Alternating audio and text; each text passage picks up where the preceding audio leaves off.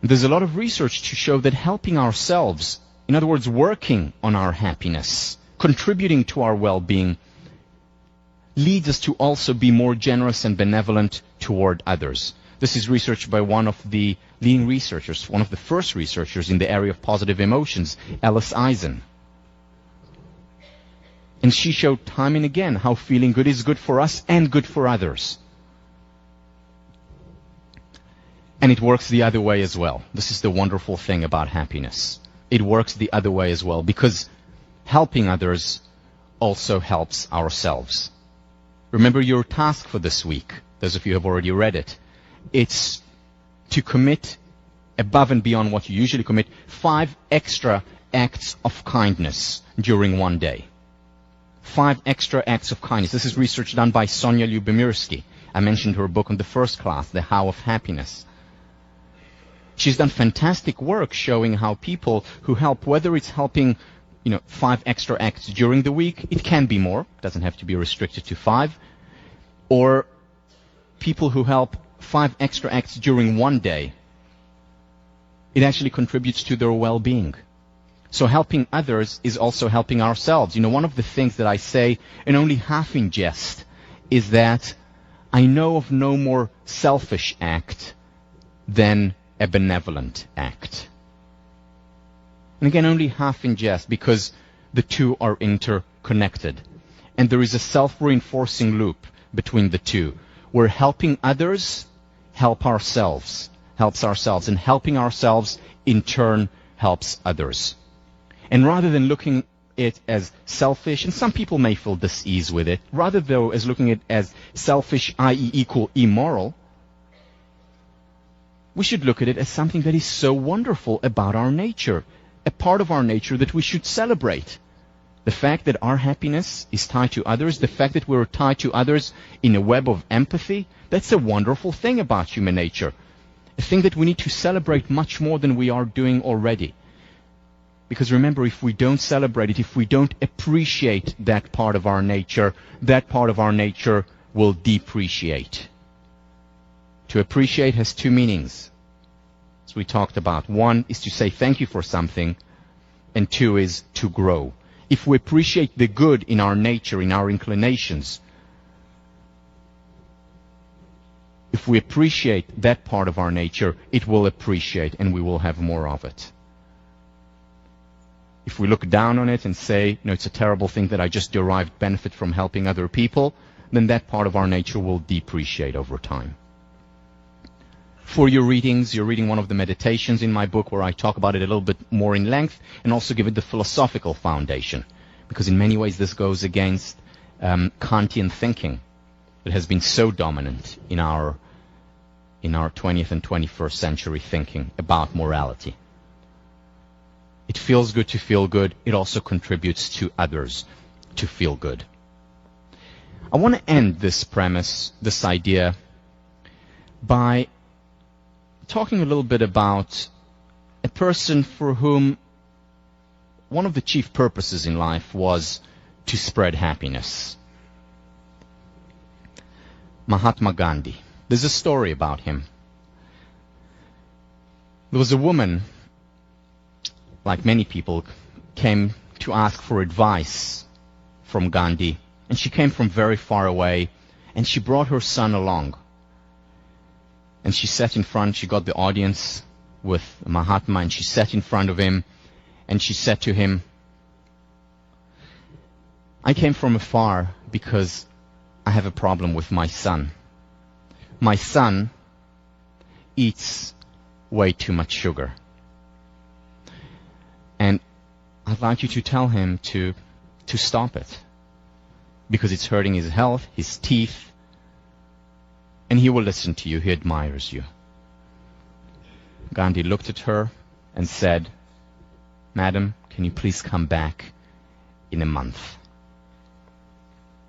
She didn't know why, but she listened to him. After all, he was Gandhi. She left, went far away, came all the way back a month later, and once again got an audience with Gandhi. She sat in front of him, and she said, I was here a month ago. And she said, yes, I remember. And she said, could you please tell my son to stop eating so much sugar. So Gandhi looks at the child intensely and says, son, stop eating too much sugar. And that's it. The woman is obviously perplexed and musters up her courage and says, Mahatma, thank you very much. I'm sure he will stop eating too much sugar, but why couldn't you tell him this a month ago when I came all the way here? And he said, well, madam, because a month ago I was eating too much sugar.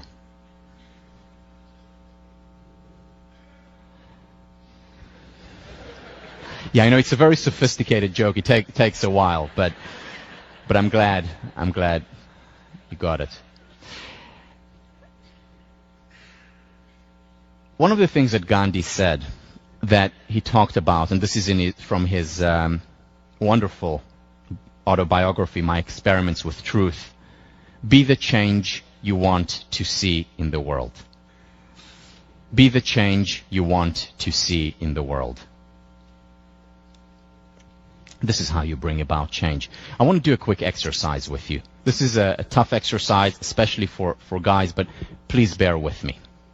So, if you don't feel comfortable doing it, don't do it. What I'd like you to do now is the following. Take your thumb and your middle finger and create as much as possible a 90-degree angle.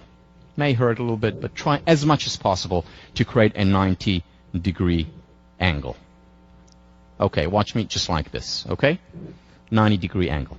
Now, take these two fingers, the middle finger and the thumb, and as much as possible from that 90-degree angle, create a circle.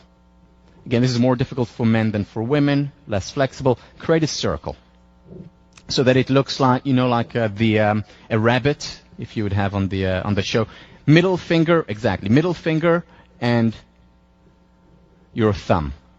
All right, just watch me. Like this, as much as possible. It's not perfectly round, but as much as possible. Now, take that circle that you have just created. Can you see that circle? Take that circle and put it on your cheek. Your other cheek.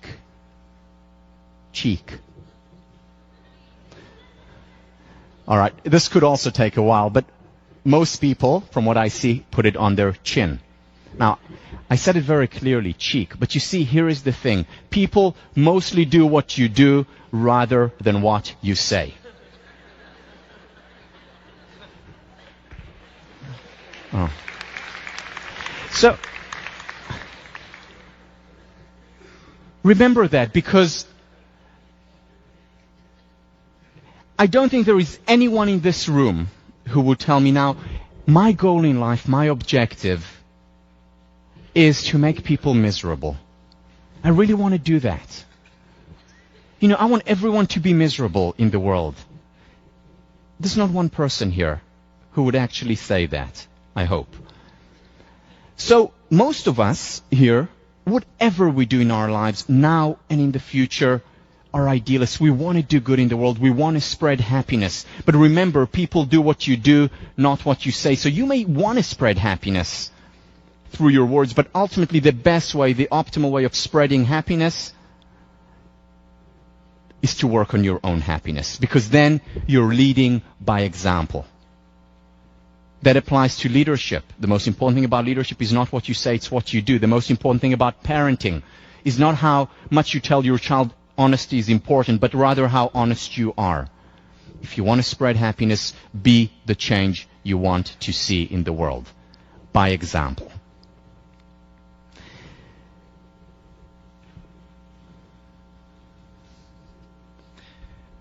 So these are the 5 basic premises that we talked about.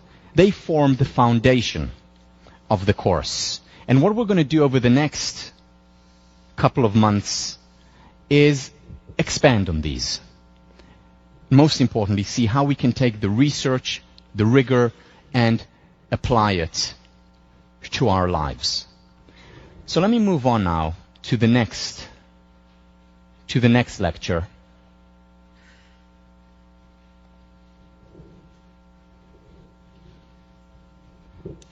which is beliefs as self-fulfilling prophecies.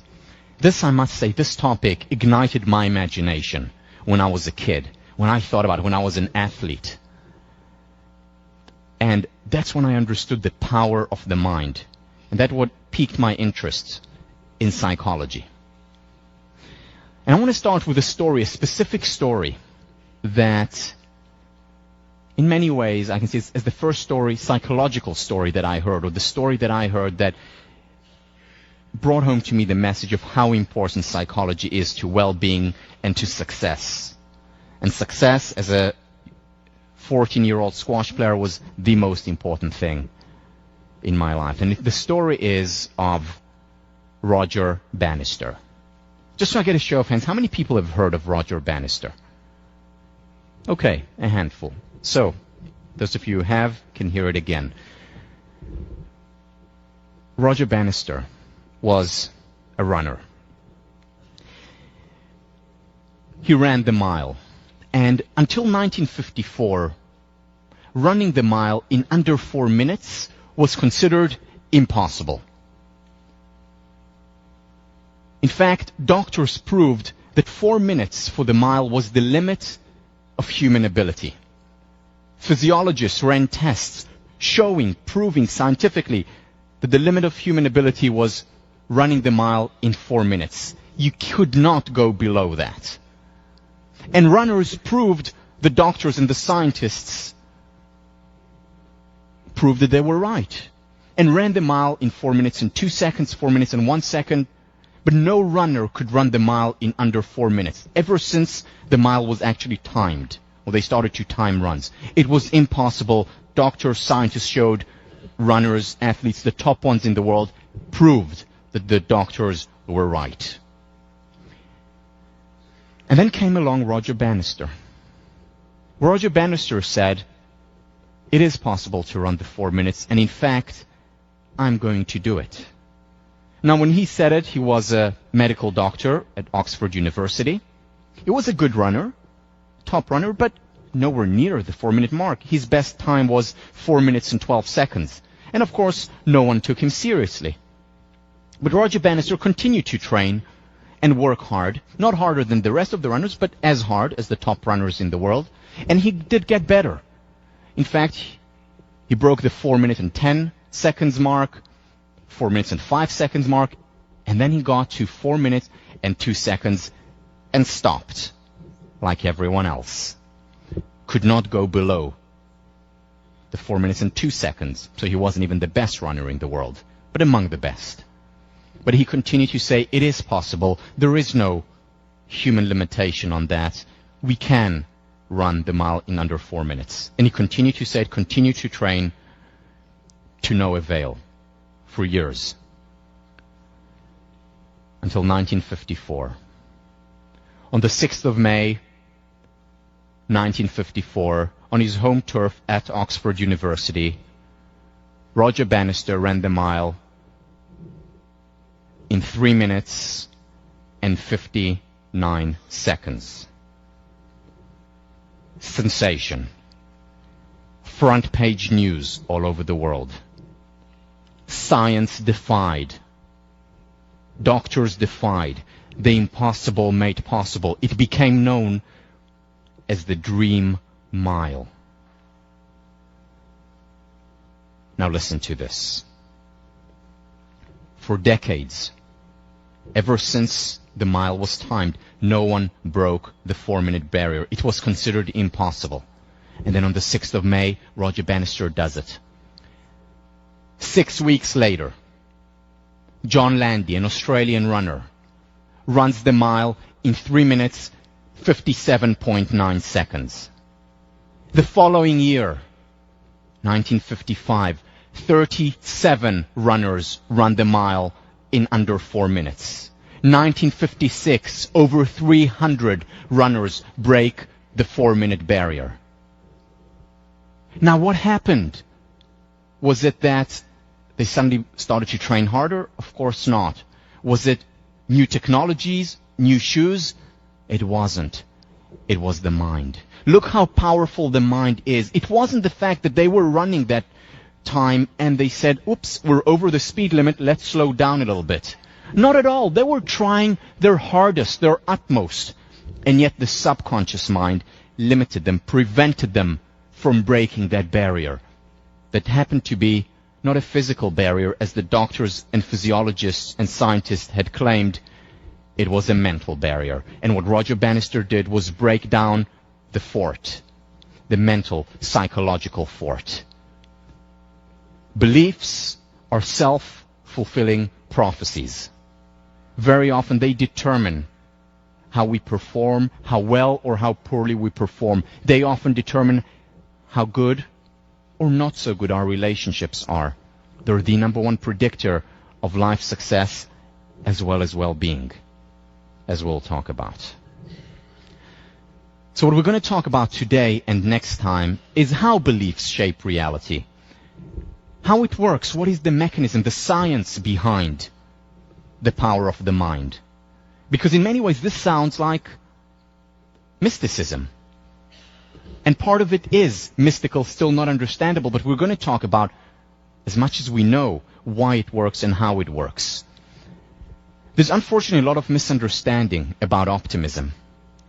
Because the self-help movement in many ways is about telling us how it's all about the power of the mind. Talk about Think and Grow Rich, the book. We'll talk about The Secret, which is about creating our reality through our thoughts. And there's some truth to these, but only some truth. We're going to bridge Ivory Tower and Main Street and show the science and also the danger behind that belief. Most importantly, how do we apply it? How do we enhance the belief we have in ourselves? If there is such high correlation, and there is very high correlation in predictive power to a sense of hope, to a sense of optimism, to beliefs, if they so much determine our outcome on the athletic field, in the workplace, in a relationship, if it matters so much, then how can we raise our beliefs? And we'll talk about work by Bandura on self-efficacy, work by Nathaniel Brandon on self-esteem. How we can make a dream into reality. Whether it's a political dream, we'll talk about Martin Luther King's dream and approach, and how he did and what he did, or a personal dream, where we'll talk about the work of Herbert Benson as well as Bandura. Once again, the Buddha. We are what we think. All that we are arises with our thoughts. With our thoughts, we make our world. Again, this was a claim was made thousands of years ago, and what I want to do now is focus on the scientific foundation of this claim.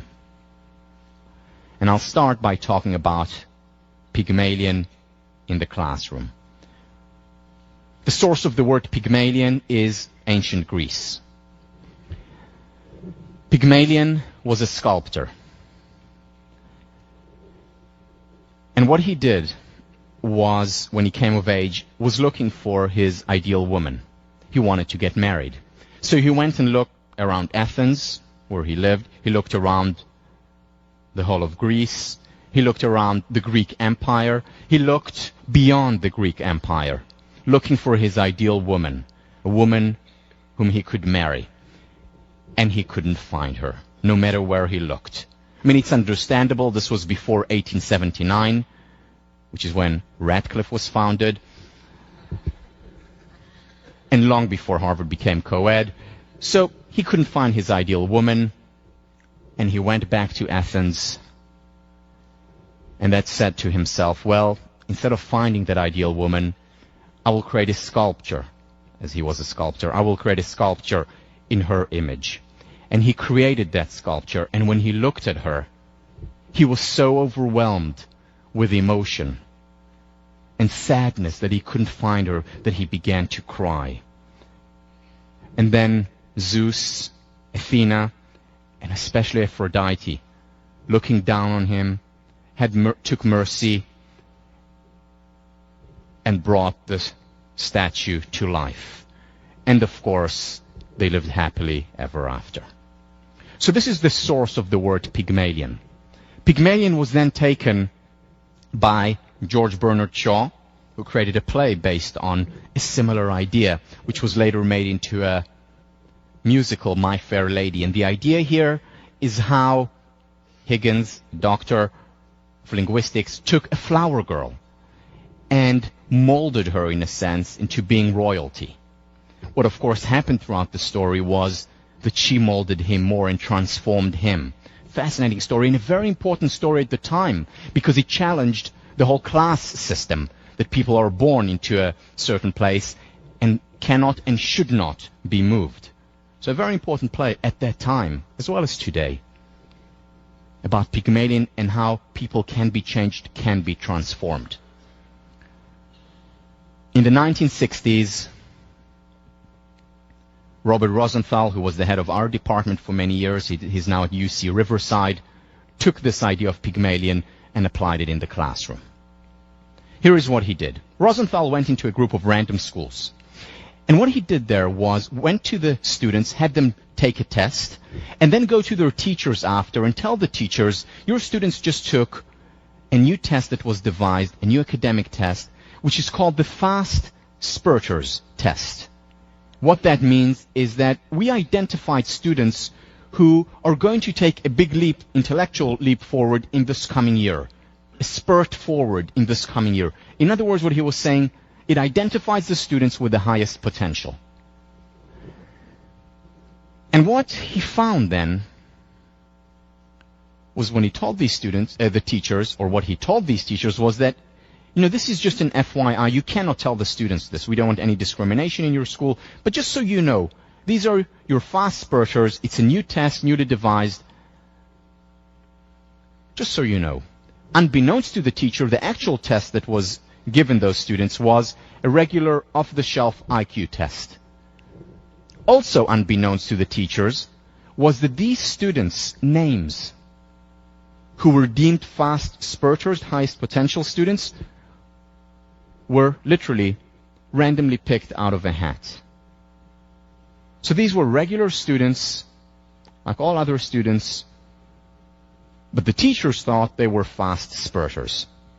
Robert Rosenthal leaves the school, comes back in at the end of the year. And here is what he finds. He looks at their English scores. The fast spurters improved significantly more than any of the other students. He looked at their math scores, because English is not really objective, and maybe it was the teachers who thought they were better than they were really. So he looked at their math objective scores. These students improved significantly more than any of the other students. But here is the clincher. Robert Rosenthal administered, once again, an IQ test for all the students. And what he found was that the students who were labeled, randomly so, but who were labeled fast spurters, their IQ increased significantly over the year and maintained that increase in a longitudinal study. Now, this is mind-boggling. IQ is supposed to be your intelligent quotient that you're born with. It's immutable. It doesn't change from the day you're born to the day you die, or so they thought. It changed significantly just based on the belief that the teacher had in her or his students. Beliefs as self-fulfilling prophecies. What happened in this study? Was it that the teachers were fooled and suddenly were made to see an illusion? They saw an illusion? No. It was that they were eluded before. There was an illusion before, and the illusion was that they didn't see what was right in front of their very eyes, which is the potential inherent in every single student. And then Robert Rosenthal comes and fools them in a sense, but fools them into seeing what has been there all along. Before Rosenthal came, they didn't see the children on the bus, so to speak. After that, they suddenly, in some children, saw that potential that was there all along. And they appreciated that potential, and that potential appreciated. They watered it, they shed light on it, and the seed germinated and grew. This is exactly what Marva Collins does day in and day out in school. She sees the potential that is there. She's not inventing something. She's not detached from reality. It's rather that people who don't see the potential in other people as well as in themselves, as we'll discuss, they're not seeing the full reality. They're only seeing part of it. They're completely missing the children on the bus. And we know how easy it is to miss parts of reality, even though they're right in front of our very eyes. All it often takes is a question that takes us on a quest, and we miss what we have seen before. Whether it was research with at-risk population, whether it was the geometrical shapes, whether it's asking only negative questions about our relationship or about ourselves, or whether it's not seeing the potential that exists in just about all kids. If only we see it. And if we see it, appreciate it, we water it, we shed light on it, and it appreciates, it grows. So what Rosenthal did was simply shift their attention to something that was there all along. Same in the workplace, replicated hundreds and thousands of times, the Pygmalion effect. It was replicated in the workplace where leaders were told, or managers were told, these are your top, highest potential employees. And these employees, again randomly picked, actually became the highest potential employees. And they succeeded much more. Retention went up for them. Performance went up. They were more likely to advance in the organization and stay in the organization, just as a result of expectation. This also works the other way. Jameson, back in 1987, did this fascinating study where what she said was, let's see if it works the other way. So she went to 2 classes that were taught by the same teacher, and before the class started, told just one of the classes that this teacher was ranked extremely highly by other students before, that they, as professional psychologists, rated that teacher as extremely high, and then they left them. What happened by the end of the year? First of all, the teacher was rated higher by the intervention group than by the control group, but also the students put in actually more time into the class, and they outperformed the control group because they were made to believe that the teacher was better than supposedly he or she were. In other words, they saw the potential in the teacher. They performed, not even the teacher did perform better, but the students actually performed better when they had higher expectations, when they believed in their teachers. So if you want to do well in 1504, you know what you need to do, right? It works. Beliefs, a self-fulfilling prophecy. We create our reality. Goethe, treat a man as he is and he will remain as he is. Treat a man as he can and should be, and he shall become as he can and should be. I want to move on now to a related topic, one that is very important for psychologists, but also for you to apply in your life. And that is the importance of the situation we create or that is created for us. In many ways, psychology, social psychology for sure, was spawned by a series of research that was done on the power of the situation, but it was mostly the negative power of the situation. So those of you who have taken Psych 1, those of you who haven't, may have heard of the Asch conformity experiments, where people conformed to the idea of the group. Or many of you probably heard of Milgram's obedience to authority experiment. If you haven't heard about it, I'm not going to go into depth here. Read about it. Just Google it. Some of the most important and fascinating studies in the field of psychology, where a person off the street was told by an experimenter to shock another person, even to the point where the other person is screaming to stop. And because the experimenter was saying the experiment must go on, and very often had a white cloak, like a doctor's or an experimenter's cloak around them, because they said the experiment must go on, very often most people, Americans, went on and shocked that person, even to the point of the other person whimpering and begging to be let out. simply because of the word, the experiment must go on. The power of the situation, obedience to authority.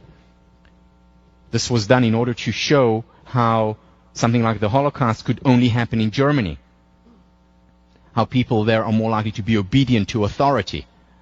And what they found globally, worldwide, people have the tendency to be obedient to authority, whether it was in the United States or in Germany.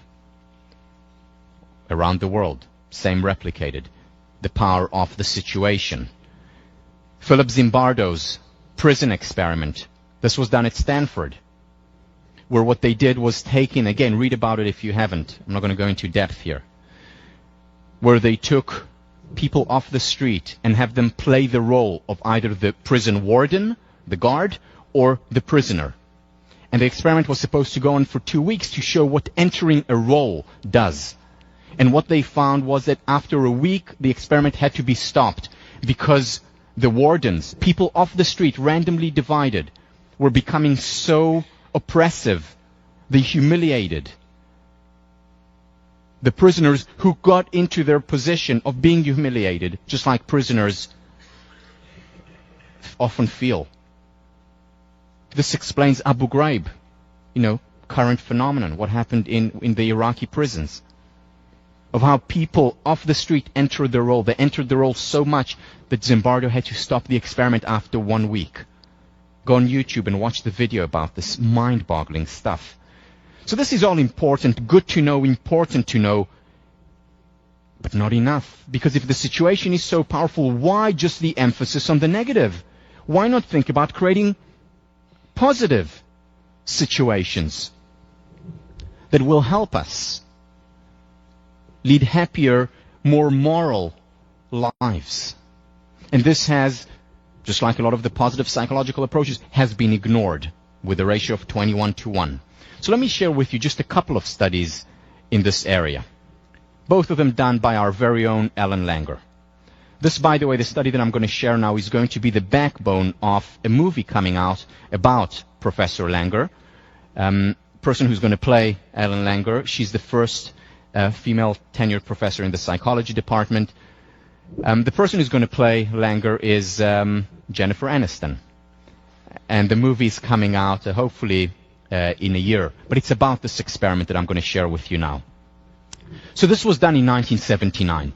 Here is what Langer did. What she did was take men who were above 75 years old and send them to a retreat, which was a 1959 retreat. Meaning, even though this was 1979, the music was from 1959. The magazines that they read, that they were all around, were 1959. The daily newspapers were 1959. Everything was 1959. Even they had to go into the role, just like in Zimbardo, they had to play the role of 1959, as if they were 20 years younger. Now, of course, it was a psychological experiment. They had all these different measures taken before, after. And here is what they found. 1 week retreat. At the end of the week,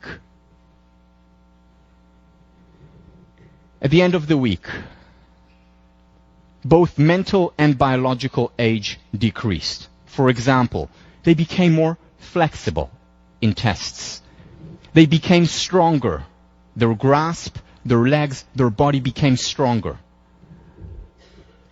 Their memory improved significantly. So their intelligence level, as taken by tests before and after compared to a control group, improved significantly after a single week. She measured the distance between the bones in the fingers, because when we get older, the space becomes smaller, they become tighter. The length after a week increased in their fingers. They became happier. They became more self-sufficient, less dependent on other people, as rated by themselves and as rated by their family members. They became healthier. Their eyesight and hearing improved significantly in as little as a week, just because they entered a powerful positive situation, which goes against a lot of the stereotypes and the prejudices that they encounter in the outside world. So just by quote-unquote acting a certain role, they became that role, just like Zimbardo's prisoners became their role in as little as a week. Another study that she did, and this is reported in her book Mindfulness, which I highly recommend. She took in and tested people's eyesight, and she gave them a normal eyesight chart, measured them, wrote down their performance. And then she took the exact same people, this time put them in pilot's overalls, and at the same time put them in a flight simulator and showed them the exact same eye chart. Same distance, same eye chart. The only difference being they're sitting in a flight simulator and they're wearing pilot's overalls. They were sitting there looking at the eye chart, and again she ran the eye tests. 40% of participants' eyesight improved significantly as a result of just changing the situation. Same distance, same chart, same everything. Different situation. The question is, how do we create a positive situation? How can we create a situation that improves us with the role? And I want to share with you a couple of studies. I'll share one study and then another later about the environment. First of all, the work of Baj. Priming is when we have subconscious or conscious priming. For example, you're looking at a screen and for just a few milliseconds, a word appears, and that word primes you. And there's a lot of research on how it can prime you negatively with stereotypes, for example, with prejudices, or positively, but not enough and positively. So here is a study done by Barge, where he primed people with words associated with old. So for example, words such as old, words such as stick, word such as, like a old person stick, words such as Florida. Really, that's one of the words he primed people with. So he primed people with quote-unquote old words, and then he had them take, compared to a control group, an intelligence test and a memory test. The memory of the people who were primed with quote-unquote old words, they performed worse than the control group. Second, he looked at these people and measured how fast they walked from where the experiment was to the elevator.